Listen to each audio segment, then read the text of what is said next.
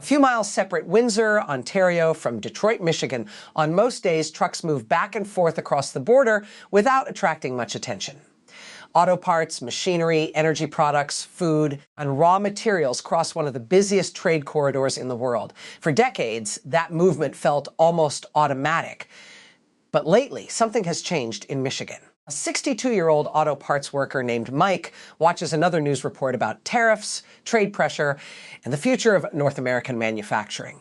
He remembers a different era, an era when factory jobs seemed secure, overtime was plentiful, and many believed American industry would always dominate. Across the river in Ontario, a Canadian worker named David follows the same headlines, but he hears them differently. His concern is not whether America can stay strong. His concern is whether Canada can avoid becoming too dependent on decisions made in Washington. Now, both men are watching the same question unfold. What happens if Donald Trump expands tariffs again? What happens if Washington demands changes to the North American trade system? And what happens if more than $400 billion in Canada-U.S. trade suddenly becomes a bargaining chip in a much larger economic struggle? At first glance, the answer seems obvious. The United States is larger. The United States has the bigger economy. The United States appears to hold all the leverage. But what if that assumption is no longer completely true? What if years of economic pressure have quietly pushed Canada to prepare for a different future?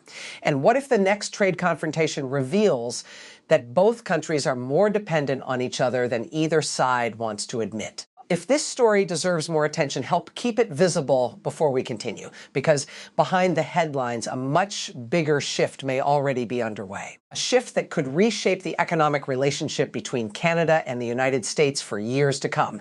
For many people, the Canada-U.S. relationship feels simple. Canada sells products, America buys them, America leads, Canada follows. But the reality is far more complicated. The modern North American economy was not built as two separate systems.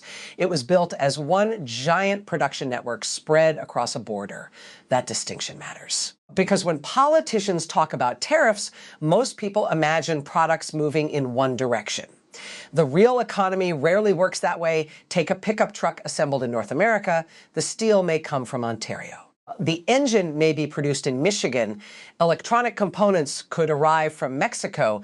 Battery materials might begin their journey in northern Canada before moving through multiple facilities across the continent. Before that vehicle reaches a customer, some of its parts may have crossed the border several times. That system did not appear overnight. It took decades to build. Factories invested billions of dollars based on the assumption that Canada and the United States would remain deeply connected. Suppliers expanded, communities grew, workers built their lives around that stability. Mike spent most of his career inside that system. For years, he never thought much about the border. The parts arriving at his plant showed up on schedule. The trucks kept moving. Production targets were met. Life felt predictable. Meanwhile, David's experience in Ontario was remarkably similar. His employer supplied components that eventually ended up inside vehicles sold throughout North America. Many of the products leaving his facility were technically Canadian, but the customers, suppliers, investors, and assembly plants were scattered across multiple countries. Neither man was working inside a purely national economy. They were working inside an integrated continental system. And that integration created enormous prosperity. It helped keep factories competitive, it lowered costs, it encouraged investment. Most importantly, it allowed companies to specialize. Instead of building everything in one location, firms could focus on what they did best. Consumers benefited, workers benefited, businesses benefited. But there was a hidden trade-off. The more integrated the system became, the more vulnerable it became to political disruption. A delay at the border could affect multiple factories. A tariff could raise costs on both sides. A trade dispute could spread through entire supply chains like a crack moving across a sheet of ice. At first, those risks seemed manageable. The relationship between Ottawa and Washington was stable. Trade agreements reduced uncertainty. Business planned years ahead. Few people imagined a serious economic confrontation between such close partners. Then global competition intensified. China became a larger factor. Supply chains came under pressure. National security concerns entered economic discussions.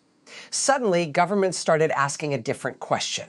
What if efficiency was no longer the only priority? What if resilience mattered more? And once that question entered the conversation, everything began to change. The public reaction was only part of the story because behind closed doors, executives, investors, and policymakers were already preparing for a future that looked very different from the one Mike and David had known for most of their lives. The real question was no longer whether the system worked. The real question was whether the system could survive a period of growing political pressure. And that pressure was about to arrive much faster than many people expected. To understand why tensions are rising again, it is important to see the situation from Washington's perspective, because from the outside, tariffs often look like simple political tools.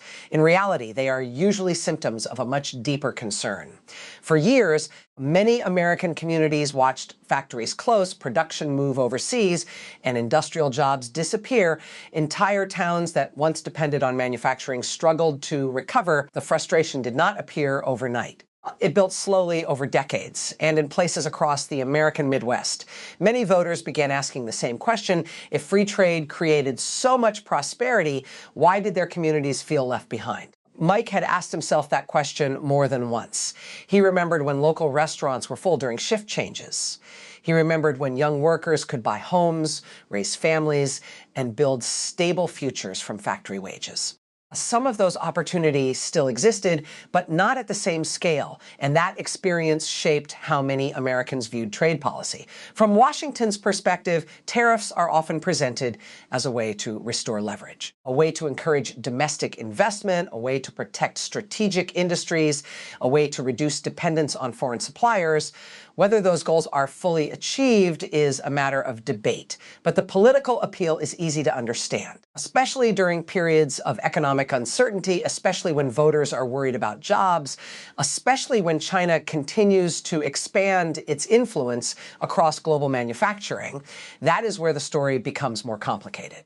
Because Canada is not China. Canada is not a low-cost competitor trying to replace American industry.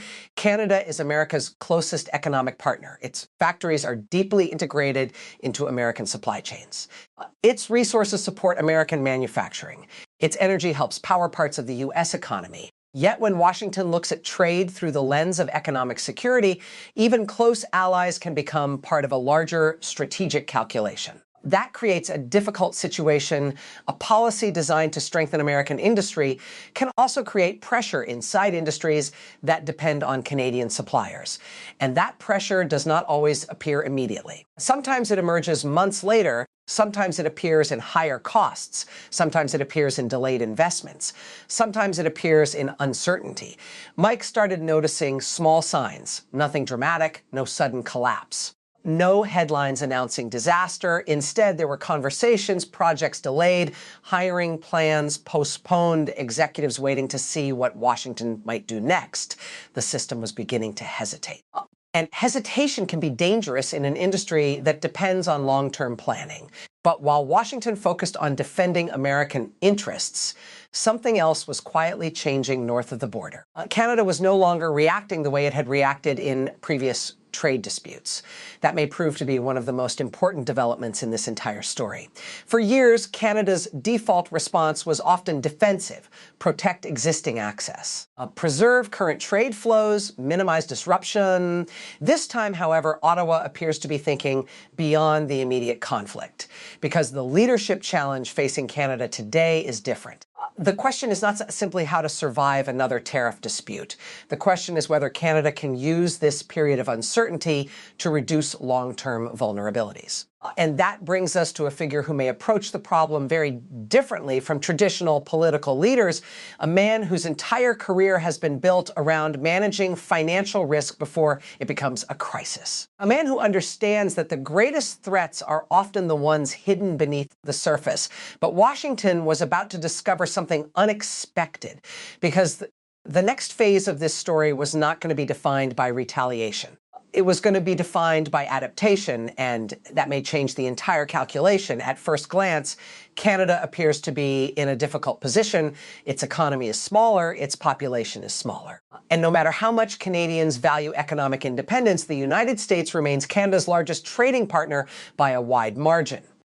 That reality cannot be ignored. which is why many observers assume that any future trade confrontation would follow a familiar pattern. Washington applies pressure, Ottawa responds, Canada absorbs the shock, then both sides eventually return to the negotiating table. But that assumption may no longer reflect the reality emerging today, because Canada is entering this period of uncertainty under very different leadership. Mark Carney is not a traditional political figure. Long before entering elected politics, he built his reputation managing financial crises, market instability, and systemic risk. He served as governor of the Bank of Canada during the global financial crisis.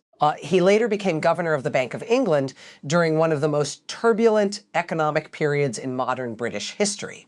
His professional instinct has rarely been confrontation. His instinct has been preparation, risk management, diversification, building resilience before the storm arrives. That difference matters, because while much of the public debate focuses on tariffs, Carney may be focused on something larger, Diancy. The uncomfortable reality is that Canada has benefited enormously from access to the American market, but dependence creates vulnerability. The more a country relies on a single customer, the more exposed it becomes when that customer changes direction. David understood that feeling better than most. For years, his company sold products into supply chains ultimately tied to American demand. The arrangement worked. Business remained steady, jobs remained secure, but every time trade tensions appeared, uncertainty returned. Every time political disputes emerged in Washington, people in Ontario wondered how much impact would eventually reach their community. That uncertainty became part of daily life, and uncertainty carries its own economic cost. Businesses delay investments, companies postpone expansion plans, workers become cautious, communities become anxious. The damage often happens quietly. Long before layoffs appear, long before headlines arrive, long before politicians acknowledge the problem. That is why the most significant Canadian response may not be retaliation at all, it may be diversification. Instead of asking how to defeat American pressure, Ottawa may be asking how to reduce future exposure to it. That distinction could reshape Canada's economic strategy for years. Europe suddenly becomes more important. Asian investment becomes more valuable. Critical minerals become more strategic. Energy infrastructure becomes more urgent. Supply chain partnerships become more diversified. Each individual move may appear small, but together, they form a larger pattern, a country attempting to create more options, not because it wants to replace the United States, but because it no longer wants every major economic decision to depend on a single relationship. And that strategy may already be attracting attention beyond North America. Investors tend to reward stability. Markets reward predictability. When uncertainty rises in one place, capital often begins searching for opportunities elsewhere. That creates a potential opening for Canada, especially in industries connected to energy, critical minerals, artificial intelligence infrastructure, and advanced manufacturing. David began noticing small signs of that shift. Conversations that barely existed a few years earlier were becoming more common. European partnerships, battery investments, critical mineral projects, discussions about long-term industrial strategy. None of it guaranteed success. None of it solved Canada's vulnerabilities overnight, but it suggested something important. Canada was no longer thinking only about the next trade dispute. Canada was beginning to think about the next decade. And that may be where the story becomes far more interesting, because while many people remain focused on tariffs, another question is quietly emerging. What if Canada's greatest strength is not its ability to fight economic pressure? What if its greatest strength is its ability to adapt to it? But the real concern was still hidden beneath the surface, because even as Ottawa explored new opportunities, a deeper vulnerability remained embedded inside the North American economy. And that vulnerability could become the most important factor of all. For most of this story, the assumption has been simple. The United States holds the leverage. Canada faces the risk. And because the American economy is much larger, the outcome seems almost predetermined, but economic relationships are rarely that straightforward, especially when two countries have spent decades building industries that depend on one another. The deeper analysts look into the Canada-U.S. relationship. The more they discover a surprising reality runs in both directions. And some of Canada's most important advantages are hidden in plain sight. Consider energy. Millions of Americans rarely think about where their electricity comes from. But parts of the northeastern United States rely on power flowing from Canadian hydroelectric systems. Those connections took years to build. They provide stability. They help support industrial activity, and they cannot be replaced overnight. Then there are critical minerals: nickel, cobalt, copper, uranium, potash. Resources that sound technical until you realize they sit at the center of modern economic competition. Electric vehicles need them. Data centers them. Defense industries need them. Advanced manufacturing needs them. Artificial intelligence infrastructure needs enormous amounts of energy and raw materials, and Canada possesses significant reserves of many of the resources that future industries increasingly depend upon. That creates leverage. Not the kind of leverage that produces dramatic headlines, but the kind that shapes long-term strategic planning, the kind governments quietly study when they think about the next 10 or 20 years. For a moment, appears that Canada may hold stronger cards than many people assumed. But that conclusion only tells half the story, because leverage is not the same as independence, and that distinction may become Canada's greatest challenge. David understood this better than most. His town had heard optimistic announcements before: new investments, new projects, new opportunities. Yet every time local business leaders examined the numbers, one reality remained difficult to escape. The American market was still the destination for an enormous share of Canadian exports. The factories, the supply chains, the transportation networks, the customer relationships, they had all been built around that connection. Even if Canada successfully expands trade with Europe or Asia, those transitions require time, years, not months. Strategic must be built. Contracts must be negotiated. Supply chains must evolve. New customers must develop confidence. And none of that happens overnight, which means Canada faces a difficult balancing act. It wants greater independence, but it cannot afford sudden separation. It wants diversification, but it still depends heavily on access to American demand. That is where the hidden vulnerability emerges, not in trade statistics, not in political speeches, but inside the structure of the relationship itself. The United States and Canada have become so integrated that neither side can easily pull away without creating costs for both.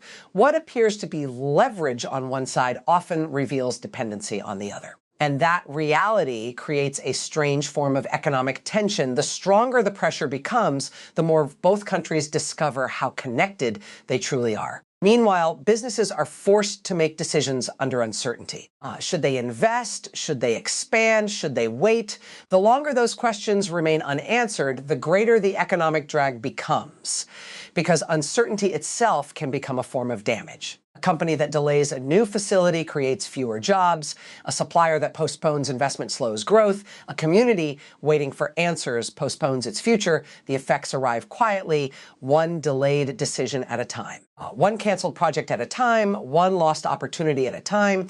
And while politicians focus on negotiations, ordinary workers often feel the consequences first. Mike noticed fewer conversations about expansion. David noticed more conversations about contingency plans. Neither development created immediate panic, but both suggested the same thing: confidence was becoming harder to find. What happened next exposed a deeper vulnerability. Because while Canada and the United States were focused on each other, other countries were already watching the situation very carefully. And some of them were beginning to see opportunity. By now, the answer may seem obvious. Canada cannot replace the United States. The American market remains too large. The economic ties remain too deep. The supply chains remain too integrated. And despite the political tensions that occasionally emerge, geography still matters. The two countries will remain connected for generations, but perhaps that was never the real question. The real question was whether Canada could reduce its vulnerability without damaging the relationship that helped build its prosperity. That challenge now sits at the center of Canada's economic future, and it may define the early years of Mark Carney's leadership, because the world Canada faces today is not the world that existed 20 years ago. Competition is more intense. Supply chains are becoming strategic assets. Energy security has returned as a national priority. Critical minerals have become geopolitical tools. Artificial intelligence is creating entirely new demands for electricity, infrastructure, and investment in that environment. Simply preserving the status quo may no longer be enough. Countries that adapt may thrive. Countries that hesitate may fall behind. That does not mean Canada's path will be easy. Far from it. Diversification takes time. Rocker projects require capital. Productivity challenges remain real.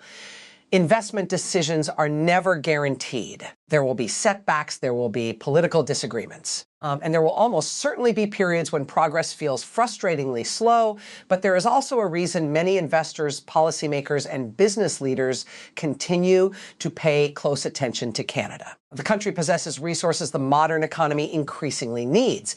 It offers political stability. It benefits from a highly educated workforce. And perhaps most importantly, it still has room to define its next chapter. For years, many Canadians viewed economic dependence on the United States as an unavoidable reality. Today, a different conversation is emerging, not about replacing America, not about confronting America, but about building enough flexibility to succeed regardless of which direction Washington chooses. That may ultimately become the most important lesson from this entire period of uncertainty.